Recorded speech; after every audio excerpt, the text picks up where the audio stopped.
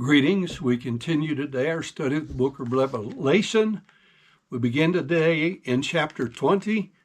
We'll read verses 1 through 3 for a text for a message entitled The Prelude to Perdition. Revelation 20 verse 1 says, "And I saw an angel come down from heaven, having the key of the bottomless pit and a great chain in his hand. And he laid hold on the dragon, that old serpent, which is called the devil and Satan, and bound him 1,000 years, and cast him into the bottomless pit, and shut him up, and set a seal upon him, that he should deceive the nations no more, till the 1,000 years should be fulfilled, and after that he must be loosed a little season."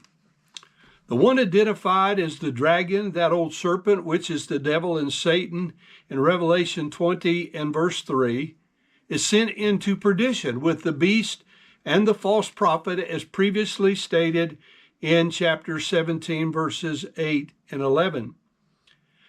Revelation 17:8 says, "The beast which thou sawest and is not shall ascend out of the bottomless pit and go into perdition."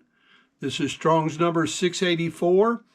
It's a noun derived from the verb 622 for destruction. And the second part of that verse says, "And they that dwell on the earth shall wonder, they'll be amazed, whose names were not written in the book of life from the foundation of the world, when they behold the beast that was and is not and yet is." Revelation 17:11 says, "And the beast that was and is not, even he is the eighth, and is of the seven, and goeth into perdition."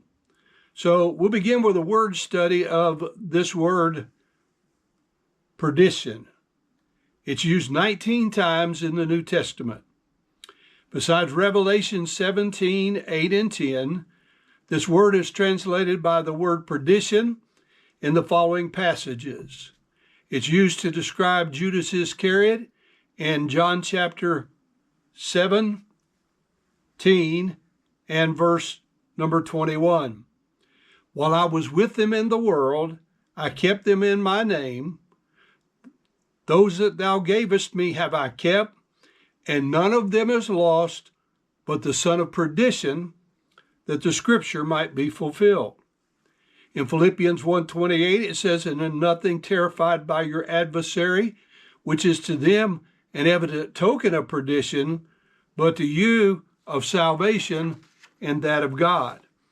Again, in 2 Thessalonians 2:3, it says, "Let no man deceive you by any means, for that day shall not come, except there come a falling away first, and that man of sin be revealed, the son of perdition, the beast of Revelation," or the Antichrist, as some call him.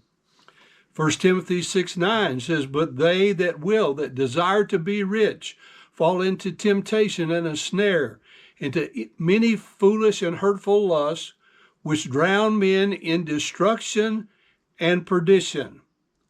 Not just a temporal one, but an eternal destruction is in view. Hebrews 10:39, "But we are not of them who draw back unto perdition, but of them that believe to the saving of the soul."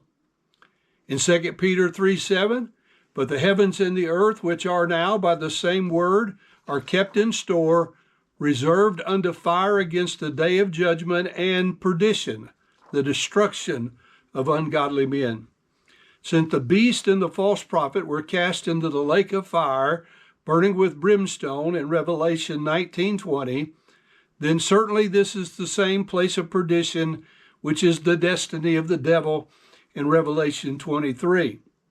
Further, this same word that was translated perdition is translated by the word destruction in the following passages.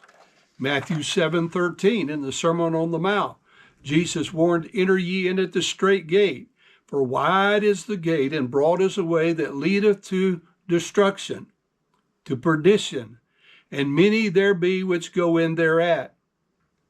In Romans 9:22, "What if God, willing to show his wrath and to make his power known, endured with much longsuffering the vessels of wrath fitted for, that is, suitable for destruction.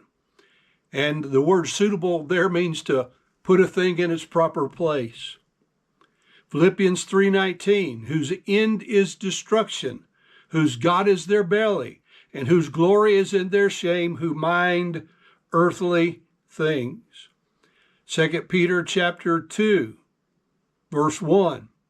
But there were false prophets also among the people, even as there shall be false teachers among you, who privily or privately shall bring in damnable, judgeable, condemnable heresies, even denying the Lord that bought them, and bring upon themselves swift destruction.